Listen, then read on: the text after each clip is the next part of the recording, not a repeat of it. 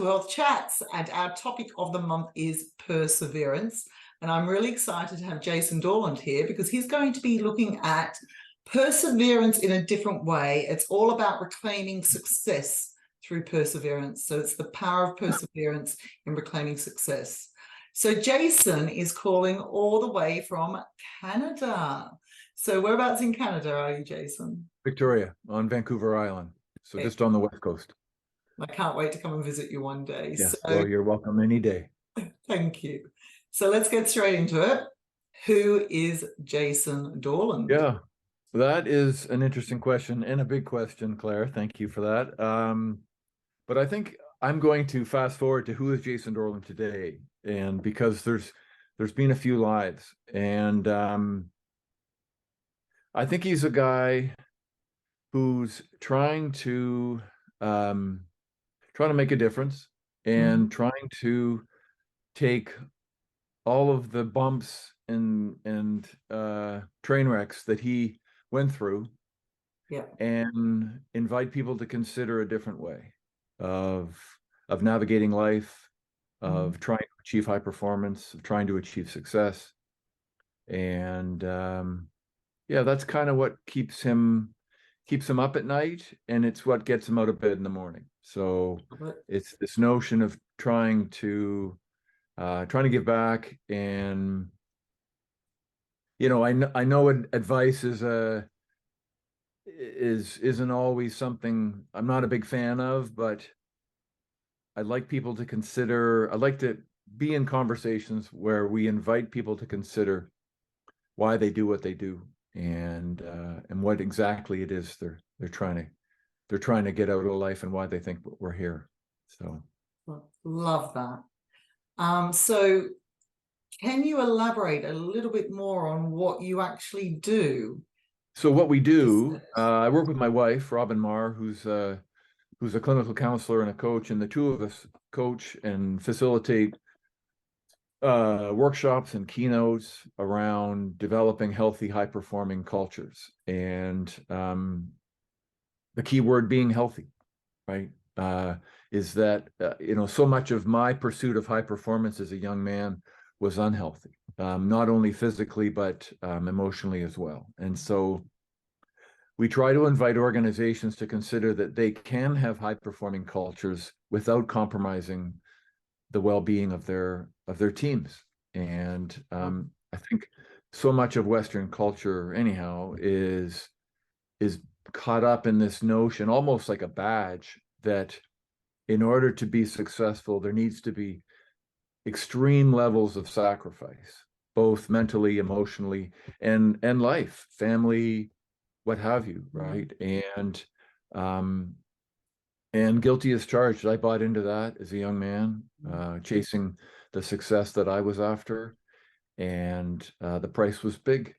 And so I look back on that now, hindsight being what it is, and think, wow, if I only knew then, right? It's that old expression, and I just would have done it differently. I wouldn't have gone at it the way I did, right? So that's what we do in our work. Yeah, and you've had such an interesting journey, Jason, and we're going to talk about your book in a minute. Right. But before we go on to that, the theme is perseverance. Yeah. And what would be really lovely if you just sort of told us briefly, because I think we could be here all day talking about your amazing journey, but if you told us how perseverance has helped you through your journey. Sure. And I think I've sort of held perseverance with in two ways, if you will. So as a younger man, when I was an athlete pursuing my goals, it was a very egoic perseverance. So I persevered because of the self-talk that I generated, which wasn't good, which wasn't nice, right? It wasn't healthy. And that enabled me to persevere, to keep going, to keep grinding, and to not quit. And when eventually that fuse kind of blew up, I was forced, if you will, to adopt a different form of perseverance. And the perseverance that I that I sort of sit in now is the notion of trust, and trusting that, for me, the question that I like to invite our clients to consider in the face of adversity: how can this be the best thing that ever happened to me? And when we look at life's challenges like that, it allows us to persevere, because it presents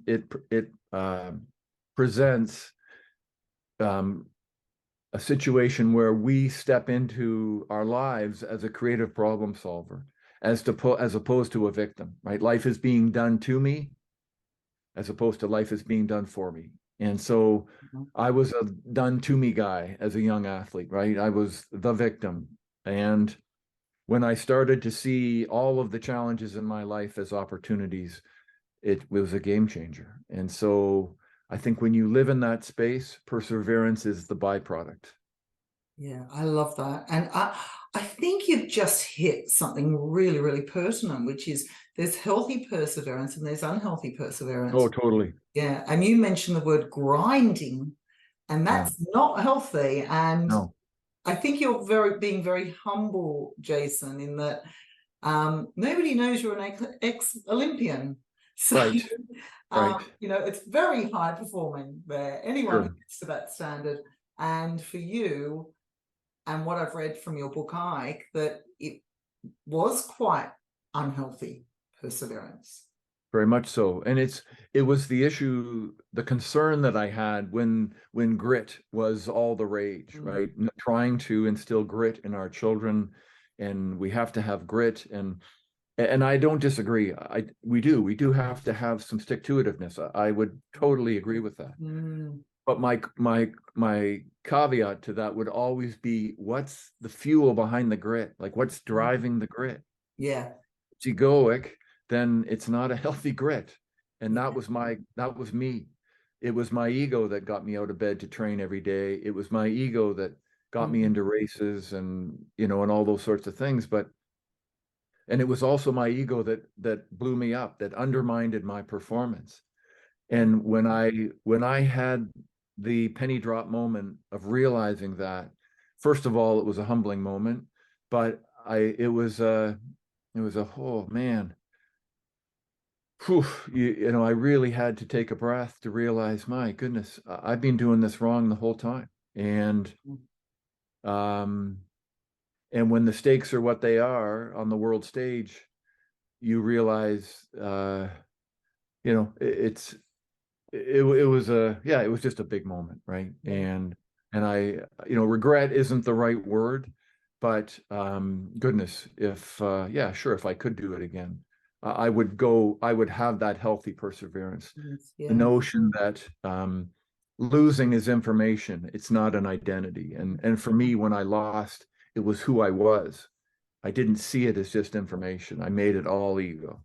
Yeah, that's so interesting. I think we've got to change the title to healthy versus unhealthy perseverance, actually. Right. And I do want to just dig a little bit deep, because you did hit rock bottom, and that comes through in your book in 𝗖𝗵𝗲𝗀𝗀𝗀𝗀, when you lost the 1988 Seoul Olympics.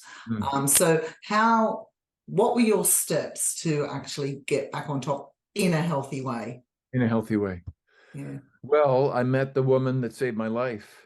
And two women, weren't there? One was a dog and one was a woman. Well, Ike was a guy. I would say two. Of course, Ike was a boy. Why did I think that? Sorry. Two beings, if you will, right? And it's that old expression: people come into our lives exactly when we need them. And Robin was that person, and Ike was that dog, and they were my teachers. And yeah, they, in an unthreatening way, I was invited to consider my life up against the way I was watching Robin live hers. And so it was, as much as I wanted to deny what I was watching, and that it was working, and that she was being successful and certainly happier than I was as an athlete, I eventually, I couldn't look away anymore, right? I couldn't deny that her approach to high performance, her approach to success was a holistic approach, right? She didn't define herself by her results. She competed because she loved sport. She loved running. She loved being in nature. And the byproduct of that was a really impressive professional career as a middle distance runner. Whereas mine was the opposite, right? I was in pursuit of an Olympic gold medal because of what I thought it would bring me.